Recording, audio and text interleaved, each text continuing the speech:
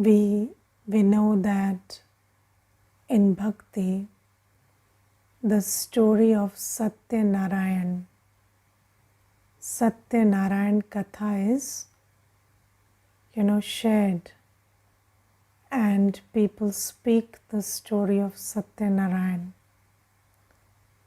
And in that Katha, there is no story.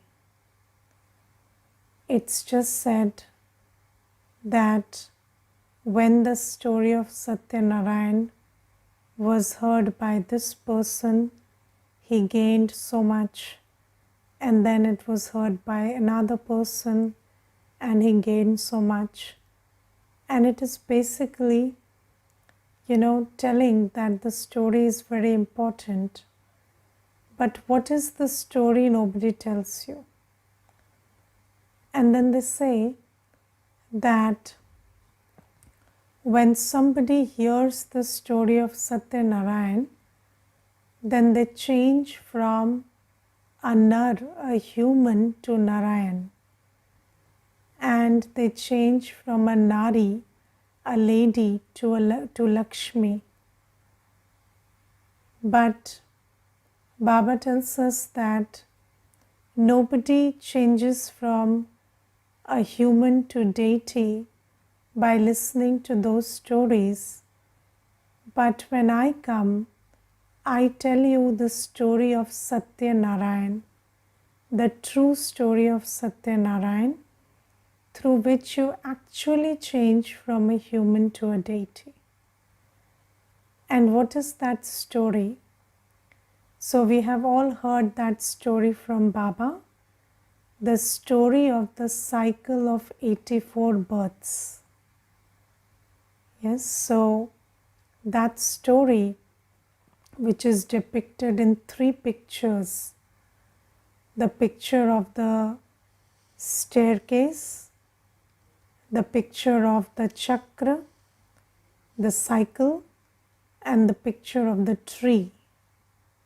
So in these 3 pictures, the story of 84 births is depicted. And the most important thing is, we hear the story, the lesson about the knowledge about the 84 births. But when we listen to that knowledge, do I understand this is my story? Because mostly when we listen to the story of 84 births, we know this is a story that Baba is telling us. This is the knowledge that Baba is giving us, that it started from Satyug and then up to Kali-Yug, how we changed from deities to humans. But the underlining thing is, do I understand that this is my story? Yes, do you believe that Baba has come and told you your story of 84 births? Because you see, what you believe determines how you behave. And what you get is determined by how you behave. So basically, if you believe you were a deity, then it becomes very easy to behave as you are. Because you can't behave as someone you are not. And when you behave like a deity, then you become a deity. Because it's all about sanskars. So Baba tells us this story of our 84 births. And Baba tells us another thing. We will discuss the details of the story later, but Baba tells us something very important, which is that any knowledge, is finite. You cannot have the knowledge of something that is infinite, or something that is, very something that is lakhs of years or something. It's very important, it's very difficult to understand that.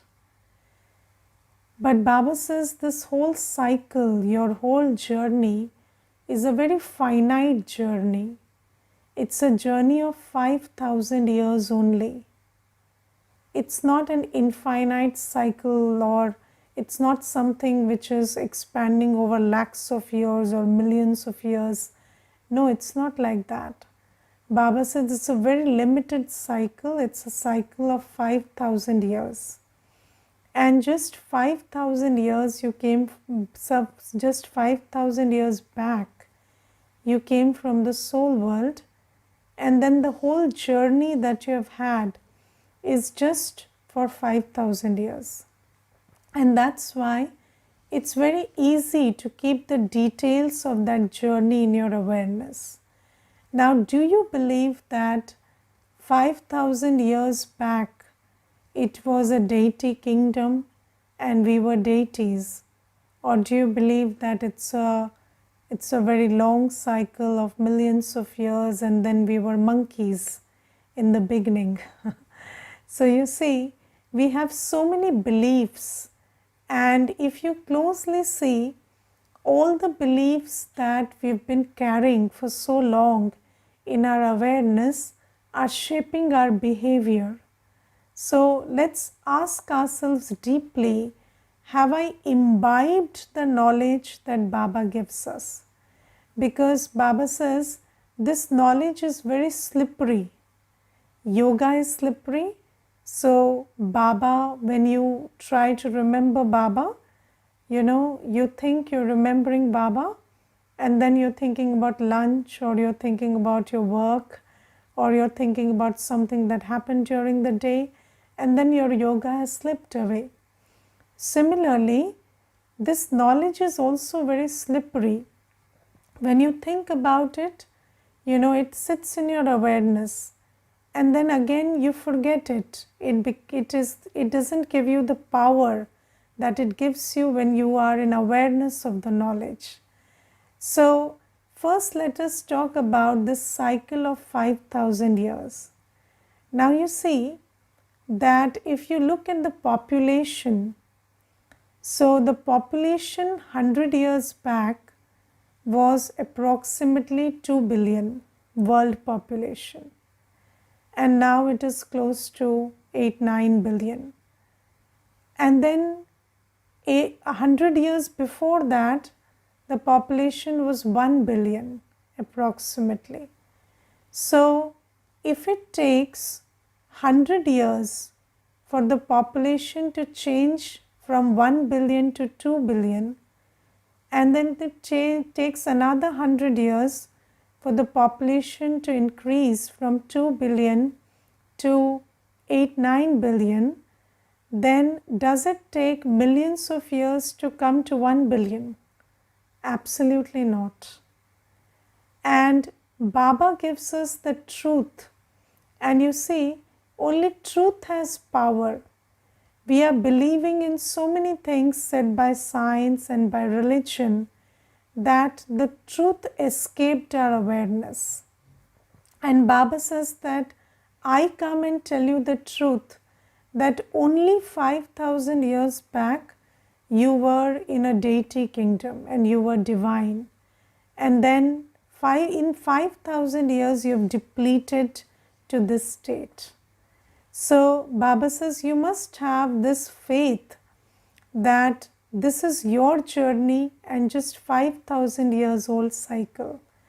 And you see, there is a brother and he works in the census, and I once asked him, you please calculate, so according to the population increases by geometric progression, so just try to reverse extrapolate and see whether this figure or 9 lakhs is a figure you arrive at 5,000 years back.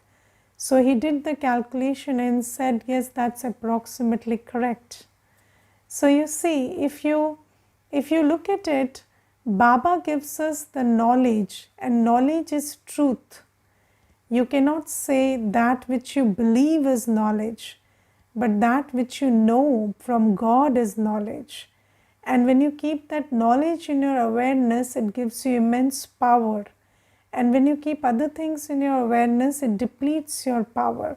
So let's say if you start thinking about yourself as a monkey many years back, millions of years back, what strength is it giving you? Nothing. Because falsehood never gives you any strength. It only empowers the monkey mind. But Baba says, no, you were not a monkey, you were a deity. And then Baba tells us that first we were in the soul world, very tiny points of light sitting in the soul world. And then we came down, we came to this stage, and we played our deity part. And in that deity part also, Baba says for 8 births, we lived in the Rajya, in the kingdom of Lakshmi Narayan. So Baba says it was not just that, it was one Lakshmi Narayan, but 8 pairs of Lakshmi Narayan ruled in 8 births. And then after that, in Treta Yuga, 12 pairs of Sri Ram Sita ruled for 12 births in Treta Yuga. And Baba says that in that world, we had the sanskars of purity and divinity. And there was no instability, no chaos, no internal, no external chaos. It was a world of perfect harmony, harmony within and harmony outside. We were in sync. We were in sync with nature. We were in sync with everyone. And we were in sync with the drama. Yes, and you see that if you look at it, if you look at disharmony and harmony, and you think about it, it's very interesting because you see, we think that because things are not happening my way outside, that's why there is internal chaos. But it is the opposite. Because there is internal disharmony between the mind, intellect and sanskar, that's why things are not happening my way outside. And with the tools of Gyan, so Baba gives us the knowledge of the soul, the powers of the soul. Baba gives us the knowledge of how to take yoga power from Baba. And Baba gives us the knowledge of the drama, that everything that's happening is accurate. It's not wrong or right, it's not good or bad, it is what it is supposed to be. And when you imbibe this knowledge, and whatever is happening outside, you come in harmony with it. So, the interesting thing is, when it is raining outside, you create the thought, I want a sunny day. And when it is sunny outside, you create the thought that I want a rainy day. But if you just understood that the drama is perfect and you learn to trust the drama, and you know that you are the master of your mind and intellect, so you can create peace and happiness within by taking yoga power from Baba and stabilizing yourself in every scene of the drama, then you would create the sanskar of harmony in this Sangam Yoga. And when you create the sanskar of harmony, then you go to that world of harmony in Satyug. So Baba says, in Satyug, why is there so much harmony between souls, nature, every scene of the drama? Because we create that harmony now. Now, do you understand that the law says that when Baba comes, Baba gives us the methods through which we create the sanskars which enable us to go to that sansar where it's a different culture. In Satyug, it's a totally different world, different culture. But how do we go to that world? By using the tools that Baba gives us and creating those sanskars that help us in that new world. So, I told you about how to create harmony between nature and the soul, or between scenes of drama and the soul. And then Baba also gives us the knowledge of the soul, which entails that every soul is different from you, and every soul's pre-recorded part is different from you. Yes, so when you think or you say somebody's behavior is wrong or right, that is according to you. But if you look at the pre-recorded CD that another soul is, their thought, their choices or their decisions are absolutely right according to them.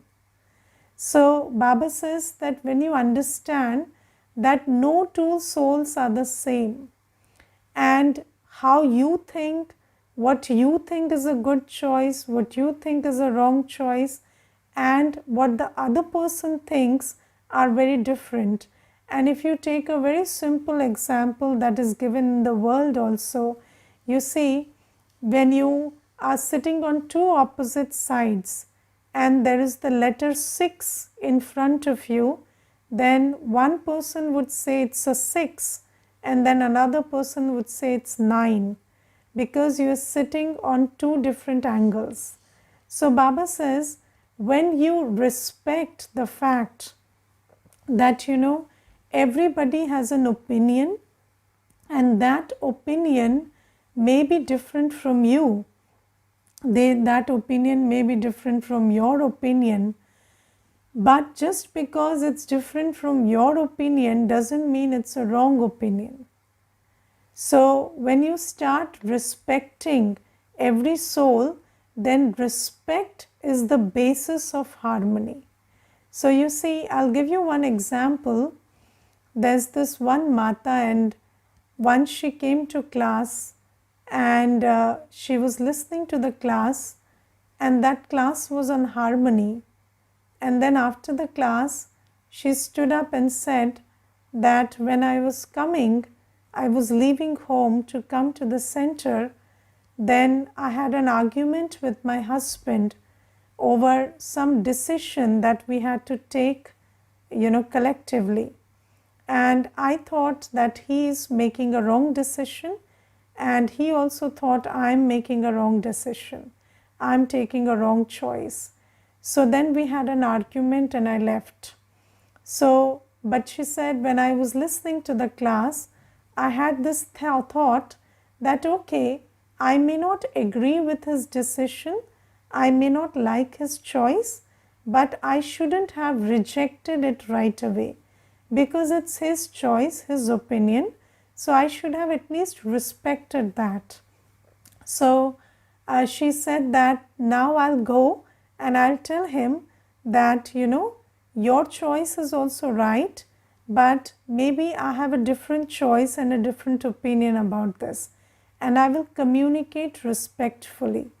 And then when she went home, the husband opened the door and then he said, you know what, I thought about it when you were gone, and we shouldn't have argued like that.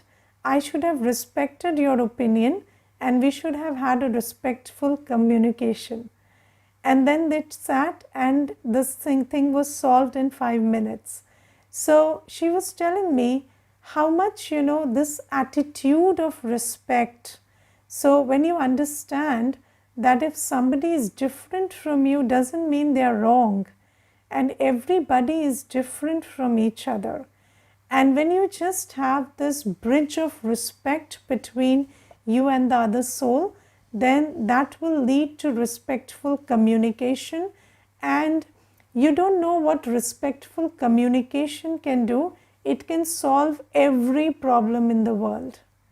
And I think, even the biggest problems, whether it's about international conflicts or any kind of conflict that's happening in the world at the political level, religious level, if we just stopped saying this one word, you are wrong, then all conflicts would stop. And then if we communicated respectfully, or we don't have the ego that I'm the only one that's right, if we just listened respectfully to the other person. So Baba teaches us these tools of how to harmonize with souls, how to harmonize internally and be at peace in every situation, because when you draw power from Baba, then you detach from whatever context you are operating in, and you harmonize your internal world with Baba, and then you can be at peace, in happiness, come what may. And Baba says these are the sanskars that you create in this world, and then you take it to Satyug with you. And that's why I come at the end of 84 births, so that I can lay the foundation for you to have these sanskars that you had as a deity.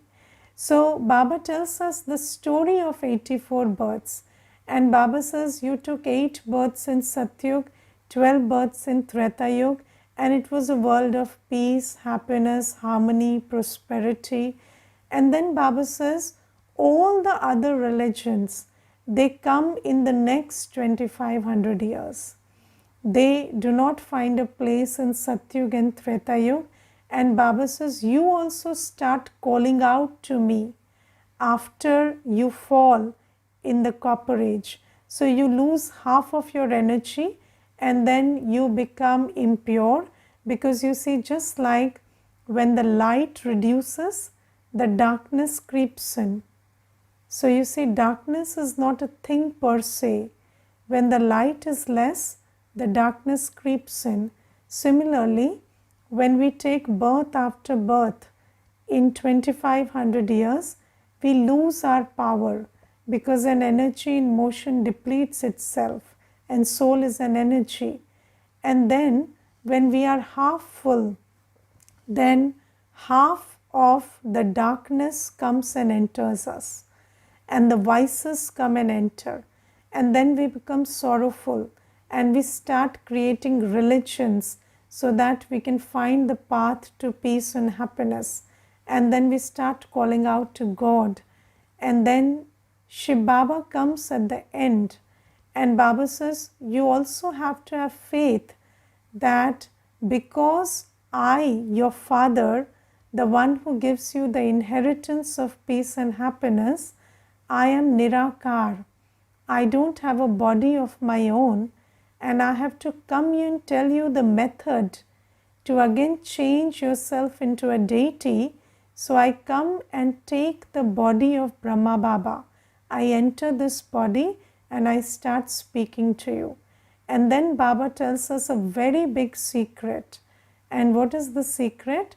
Baba says that this whole drama is predestined, and we souls also have a predestined part recorded in us. So you are not any soul. You are a particular soul with a particular part recorded in you. And every soul has a prefixed recording in them. And this drama is also prefixed second by second. And Baba says that when I come, then those souls who have the pre-recorded recording of being a deity, they come to me. And because they were a deity and they have divine sanskars pre-recorded in them, so they start listening to this Gyan and again doing what I tell them to change their sanskars to deity sanskars. Because those who don't have that pre-recording, will not listen to me, because what makes sense to you is determined by who you are. Yes, you see, if you objectively ask, is science difficult? Is commerce difficult? Is arts difficult? Nothing is difficult. But everything is difficult for one person and easy for another person. Why? Because what is easy for you, what is difficult for you is determined by who you are. And we are not like each other. We are all very different and we are very unique. And we have a pre-recorded part in us. And you can never understand that which you don't have a memory of in your pre-recorded reel. So when Baba comes, Baba is like the gramophone and I am like the CD.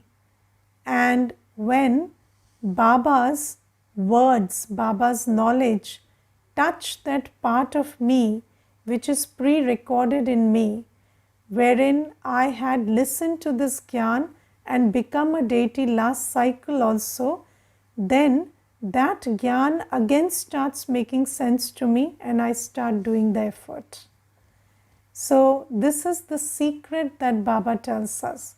So it's not like we are becoming deities, but we are deity souls.